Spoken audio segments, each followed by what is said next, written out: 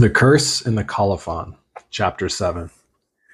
I woke the next morning after a troubled night of strange dreams. I had sailed for days over black seas and wandered for hours through dim caravans and grottos looking for Parthenius and Letitia, and had just caught sight of them bending over an open chest when the morning sunlight falling on my face set me wide awake. Once awake, it took me some few minutes to rid my mind of what had been dreams and lay hold of the hardly less amazing reality of yesterday.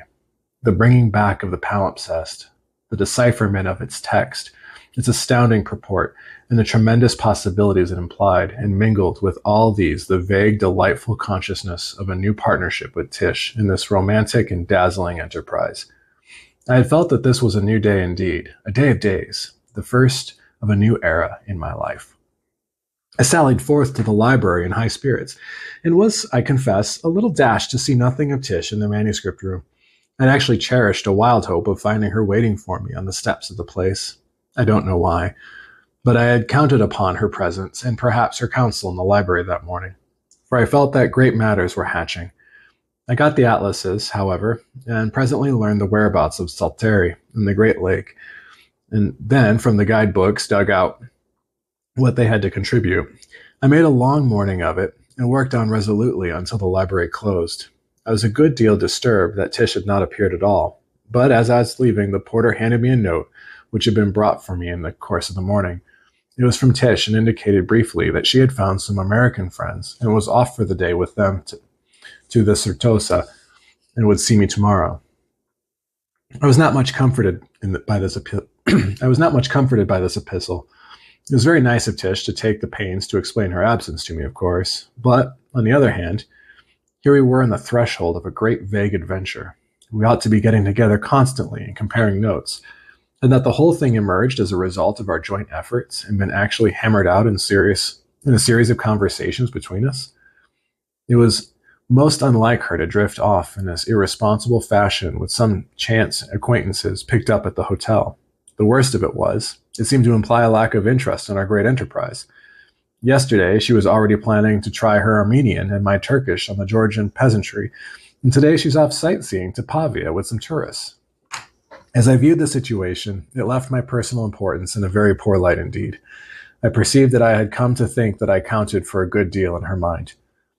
I beguiled the late afternoon with searching the bookstores for Georgian and Armenian conversation dictionaries of a pocket size, though with less enthusiasm than I should have felt with Tish beside me. And my tea was solitary and almost melancholy in its atmosphere. The evening I spent with the hotel porter sounding him on the ways to reach Georgia and travel routes in the Black Sea. Though I raked his intelligence from north to south and then from east to west, the net product was very slight. He had never heard of Georgia, but he thought there must be boats in the Black Sea. Tish was on hand the next morning at the library, full of dash and in the best of spirits. The organization of an Italian library does not lend itself to confidential talks, and we made a hurried, whispered arrangement to meet for lunch. She gave every indication of having something on her mind. The morning seemed unaccountably long to me, and I was glad to join her in the lobby at one end and set out with her for a most Italian riposte. She began at once upon her adventures. She had met a most delightful woman at the hotel, it seemed, who was traveling with her brother, a very intelligent American. He was evidently a man of leisure at any rate, and he had a yacht on the Adriatic, and they were proceeding toward it by easy stages. They were the most wonderful people, and they seemed to know everybody, and had asked her to join them on this expedition to Pavia to see Certosa, the grand old Carthusian monastery there. Tish was so full of this subject as to be almost incoherent. Why, she hurried on, do you know, all these monasteries, like Charterhouse in England, Chartreux in France, and Certosa in Italy, are forms of the same word? It seems St. Bruno founded the order in France, and that is why the Grand Chartreux is there, on the mountain near Grenoble. The monks each live by himself, meeting only for dinner, and then there is little or no conversation, but somebody reads an edifying book to them.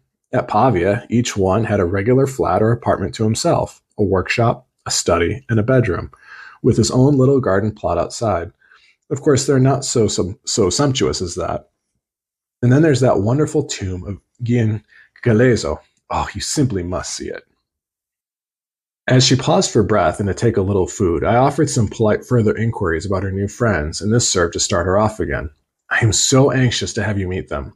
They're to have dinner with me tonight, and you must come too. It's all arranged, and I want you to tell them about our discovery. Of course, I haven't mentioned it. I was astounded. Do you mean about the Colophon and Parthenius and Salteri and the Imperial Library? I exclaimed aghast. Why, that must be a dead secret, at least until we've done all we can ourselves. Of course it's a dead secret, said Tish, and I haven't breathed a word of it to anybody. But these people are just the kind that would understand it, and they might be able to give us some valuable counsel and advice. They're both people of the world, and at the same time, they understand this sort of thing. In fact, she is a great collector herself and knows her way about, I can tell you.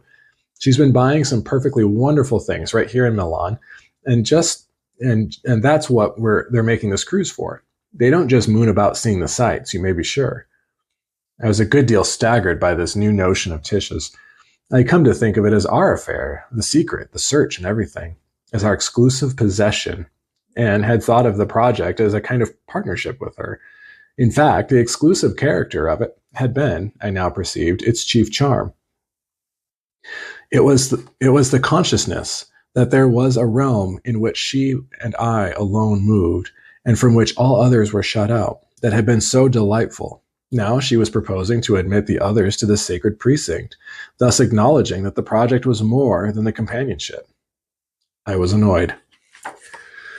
But I put these thoughts from me. After all, we could not hope to keep the thing secret forever, and the joy of it would be working the thing out with the help we could get. We had not yet told these people or anyone about it, and Tish had loyally reserved the relation of it to me. She had divulged nothing and promised nothing of the sort to her new friends. It might be a most fortunate connection for us in our enterprise, and perhaps Tish had effected more by journeying out to Pavia with these strangers than I had by sticking to the Ambrosian library. I hastened to agree and expressed my entire readiness to tell all to her new friends. I further reported to her the possibilities of getting to Georgia and the difficulty of getting books on its language. As a matter of fact, I went on, that doesn't matter so much, as the language doesn't seem to be spoken anymore. Syriac, Armenian, and Turkish will cover the ground, and I found this Armenian grammar. It was written by Lord Byron, a romantic individual, and should therefore be suitable to such a romantic enterprise. Tish eyed the little blue pamphlet with some doubt. Is that all there is to learn about the Armenian language, she inquired. I thought it was quite an undertaking to learn it, but I'm sure I could master that book in a couple of weeks. Well, that would give you the foundation anyway, I answered guardedly. All right, she replied, opening the book. I'll be responsible for the Armenian, or at least as much of it as there is in this grammar. I like working up a new language. There's such a thrill to it. I wish these letters were plainer, though. Is this the usual type? Isn't there something more modern? Well, the book is a little old, I confessed. It was printed on the island of San Lorenzo in the lagoon of Venice almost 100 years ago. But the monks there used the same typeface in their printing office. No, I don't believe there's been much improvement in that line, but couldn't I help you with it? We might study it together, you know. That would be nice, of course, said Tish kindly, but I don't see how we could very well, as the things are. We couldn't do it at the library, of course, and we live at different hotels. If you called on me, we couldn't very well study in the lobby or in the drawing room. Still, we might bear it in mind. And it was very kind of you to suggest it, she finished comfortingly. I'll get another copy of Lord Byron's impressions of the Armenian language, said I doggedly, and we can study by ourselves and compare notes occasionally. That would be fine, said Tish, laughing. We can check each other's pronunciation and keep from getting into bad habits. If Georgian is really extinct, I suppose Turkish and Armenian will be enough. What else did you mention? Well, we might run into a Syriac settlement out there, and I thought some modern Syriac might help. By the way, where is all this? You haven't told me the result of your researches yet. Have you discovered the whereabouts of Salteri and the Great Lake? In a measure, I have, said I cautiously. It seems to be a place called Çildir in Turkish, and located on the larger of two lakes, perhaps 30 miles east of the Black Sea. That, I take it, accounts for the Great Lake. It means the large lake, not the small one. It is the country of the Iberians, too, all right, that is Georgia, so it all seems to fit. The trouble is, it seems to be just a little back of the beyond. There's no steamer service to that bit of coast, and there's no decent place that I can see to land. then a trip of, say, 30 miles inland, a stay there of at least a week, and then back to the coast. It looks pretty difficult from this distance anyway. Can we work up an overland expedition from the nearest decent Black Sea port? How about the Trebizond or Sinope? I suppose they're pretty far away. They look quite away from it on the map. Batum is nearest, I admitted. Well, that's just the stuff Mr. McAllister knows all about, said Tish confidently. He says he's a regular Levantine navigator. He's followed Ulysses' voyages, and what he and his captain don't know about the harbors and anchorages and so forth in the Adriatic, the Aegean, and such waters isn't worth knowing. That's just why I want to have him taken into counsel. So come to dinner with us tonight and tell the McAllisters the story, and then let's hear what he has to offer.